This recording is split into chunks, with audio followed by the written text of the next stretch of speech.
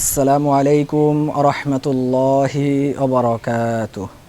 প্রিয় দিনদার, ইমানদার, পরহেজগার, মুত্তাকি মুসলমান ভাই বোনেরা, আজ আমি আলোচনা করব কুকুরের ডাক শুনলে কোন দোয়াটি পড়ব। আল্লাহ রাসূল সাল্লাল্লাহু আলাইহি ওয়াসাল্লাম কুকুরের ডাক শুনে কোন দোয়াটি পড়তেন, কোন আমলটি করতেন।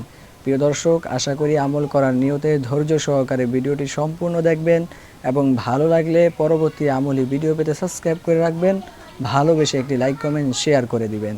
প্রিয় দর্শক, অনেক সময় দেখা যায় আমাদের ঘরের আশেপাশে কুকুর ডাকাডাকি করে। এই ডাকাডাকির কারণ কি, সর্বপ্রথম জেনে নিন।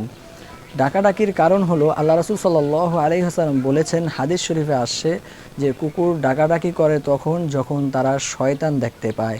তাই আমরা কুকুর যখন ডাকবে, শয়তানের ধোঁকা থেকে, শয়তানের ওয়াসওয়াসা থেকে মুক্তি পাওয়ার জন্য অবশ্যই এই আমলটি করব। প্রিয় দর্শক, আসুন কথা না বাড়িয়ে মূল দোয়াটি জেনে নেই।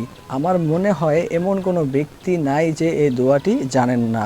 প্রতিটি ব্যক্তি এই দোয়াটি পারেন, কিন্তু এর ফজিলত না জানার কারণে আপনি আমি আমল করতে পারি না। তাই আসুন দোয়াটি জেনে নেই।